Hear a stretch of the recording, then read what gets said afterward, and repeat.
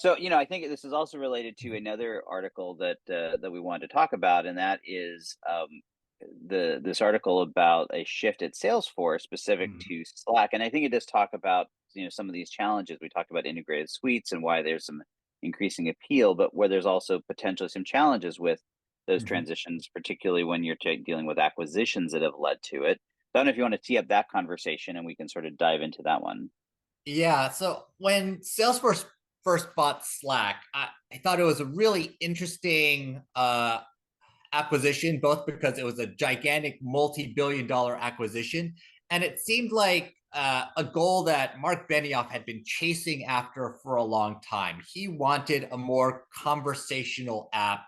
It is something that he can sell. Obviously, he's a very extroverted and conversation building person by nature. For anybody who's ever seen him talk or anybody who's met him, this is really obvious. He obviously wants apps and experiences that are better and easier to use. He gets that 100%, but he's not the guy who can build it. So he saw in Slack an opportunity to uh, purchase an application that had been extremely viral and had grown almost despite its lack of marketing overall.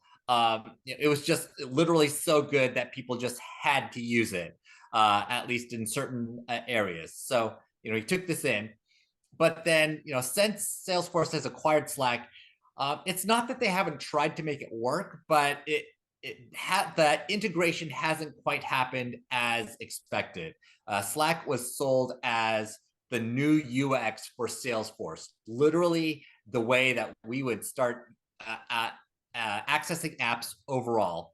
And then they got bypassed by this whole generative AI uh, trend that started happening the past couple of years, where that just worked better than Slack. And now they're having to rejigger everything and figure out how to actually make Slack and Salesforce work in a world where now there's this entirely new level of interaction that threatens to take over all these co-pilots that are coming into place. And in that regard, it was interesting to see this article on Slack where Parker Harris is taking a lead role in supporting Slack as this now CTO. Yeah, so the largely unknown co-founder of Salesforce has was, I think, the CTO of Salesforce for a very long time, and Yes. Mm-hmm. um and what I think is interesting about this, I mean, to their credit, they didn't at least destroy Slack. That was my biggest concern, Mm-hmm. during this acquisition, that Slack sort of ceased being Slack. It has largely kept, almost all of that original sort of magic and secret sauce that Yes. made it Mm-hmm. work. But to your point, I think there were big expectations of that it was maybe going to be the tail that wagged the dog and really shifted the whole way that Salesforce interacted and created that different UX, and none of that has really Mm-hmm. taken place. And then with all the turmoil of different executives and sort of the revolving door at Slack, there is this sort of sense that it was is now the lost child, or the redheaded stepchild. Mm-hmm. And so I found this article in CNBC fascinating, mostly by how little it said. I mean, it was a great expose, or not expose, Mm-hmm. a great sort of story about about this gentleman that most people never heard about. I actually, there's a Yeah. bunch of in there that I didn't know. It was fascinating, but other than him taking on this role and making some reference that he's trying to learn a lot, there was like very little talk. But I do think it's an interesting stake in the ground that says, hey, they're going to take this very, very seriously now. So maybe we're going to see all of this really start to play out. And going back to the last conversation, I do think it's critical.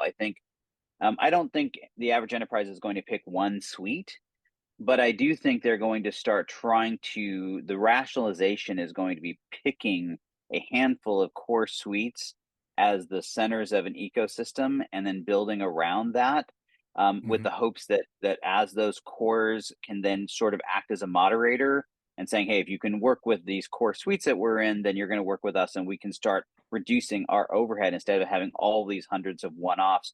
You're seeing that sort of play out in reality anyway, in terms of organizations recognizing they have to be able to connect to these major platforms. But I do think it's going to be. I've been calling it the platform wars, or the suite wars, and I think we're Mm-hmm. going to continue to see it play out. So I take this as a good sign, but a curious one for how little they're really talking about what it means. Yes, this attempt to further abstract everything, whether it be infrastructure, apps, everything, back to a level of getting work done has been a challenge to some extent because as things get more and more abstracted, everything sounds more and more similar. And I know Salesforce's answer to that they want the answer to be just do everything in Slack, and you will literally be able to integrate to everything else. But there's some missing pieces there, some of which are solved by the likes of MuleSoft around application integration. And but they also need to be able to create some semantic information on the fly, have better context to what people are looking at.